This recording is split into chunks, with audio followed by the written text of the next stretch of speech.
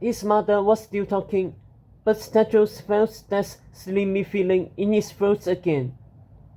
"There's a strange guest room in the White Tower," she said, interrupting him. "It's connected to Lady Grimling's old too."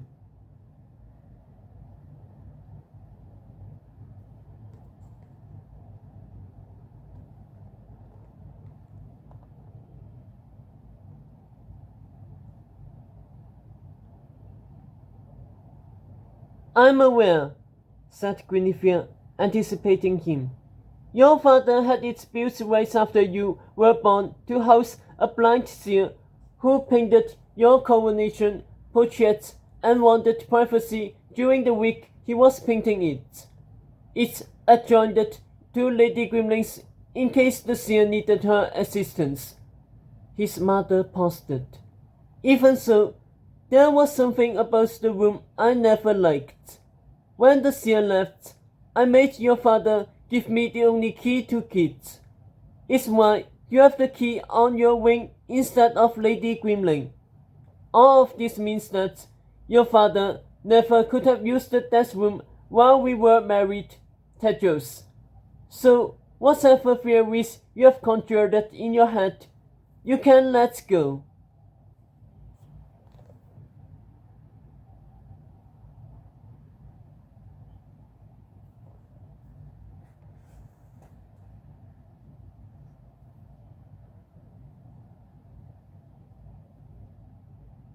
"Then how did she get in that day?" Tedros asked. Guinevere's shadow straightened. "Who?" "Lady Grimling. I was trying to hide from the guards. I locked the door to that room, but somehow she got in. She pretended I hadn't locked it, but I know I did. She had a key. She had to have had a key." Slowly, Guinevere turned towards the castle, lit by its faint glow, the tightness in her face returning. Tedros stared at her. "Mother, where does Lady Grimling live?" Guinevere shook her head. "Nottingham." "Tedros, stop. Nothing happened. You're confusing lies with truth," she said, turning to him. "Focus on finding—" But her son was already gone, leaping between pools as she went, like he had done all those years ago as a child. Only this time, he left his mother behind. Agatha, The Mysteries of a Name. "Here comes the pert brigade," Sophie Grunt, fresh-faced and glowly in blue and gold caftan, her giant hoop earrings shimmering in the afternoon sun. "Just because he kissed me doesn't mean I have the faintest clue who he is." "Because, really, who needs to know who they're kissing?" Agatha snapped next to her. "Girls, let's focus on what's important." Professor Dovey frowned, her face magnified inside the bubble over the dining table, wobbling from the ship's bumpy course. "The snake is still at large and coming for Camelot. Is it my fault your dear Teddy didn't show up to save us?" Sophie puffed in Agatha's direction. "Is it my fault your king is derelict in his duties? Don't blame me for being swept off my feet by a hero who actually knows how to do his job." "We don't even know who he is. You don't even know his name," Agatha blabbed. "Does knowing Tedros' name make him any more competent or useful?" "No, it doesn't," Sophie said, inhaling her rose lustrously.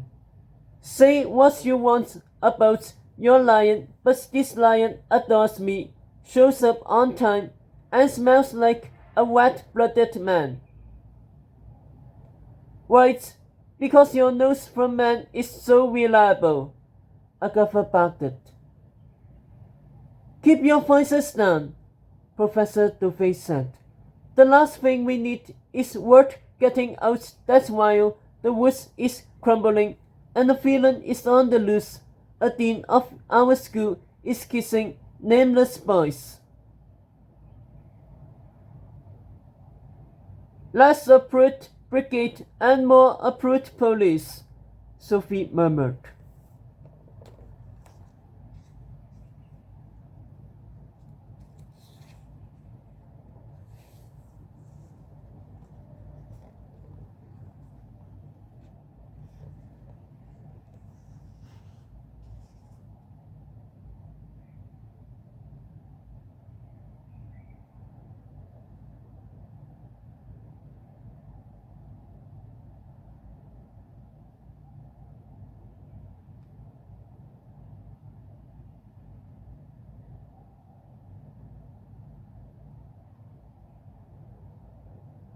Agatha subtly turned her head towards the galley. With all the new questers rescued onto the Eye-Wing after the 4 Points battle, the ship's interior was chock full. Luckily, no one was listening to her and Sophie. Beatrix and Rena were sniffling and writing letters of condolence to Melisandre's relatives, while Dot was at the window whispering to Agatha's courier crew, which had Camelot's official ring around its neck. Hester and Annabelle were tending to Kiko's burns, fast maggoted ear, and 10 other injured questers in a makeshift hospital. Bandaged up, Hot was barking at the enchanted pot to make him a sandwich. It made broccoli instead. Nicola was studying Sophie's quest map. That Sophie had let Nicola borrow it at all was proof their friendship had come a long way. And through the bathroom door, Agatha could see Borden and William poring over a round of tarot cards on the floor.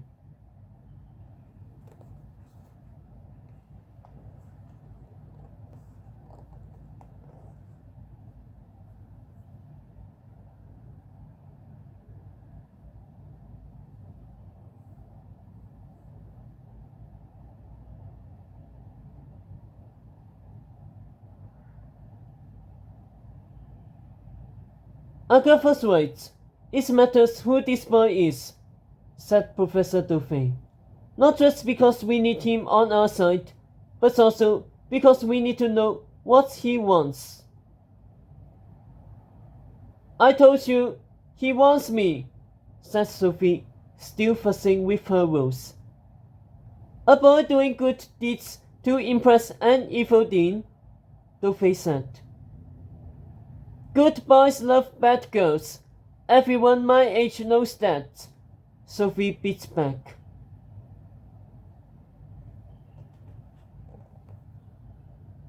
If he's so good, then why haven't I seen him before? Duffy hunted. Is it a truth universally acknowledged that a boy in possession of a good character must want to come to my school?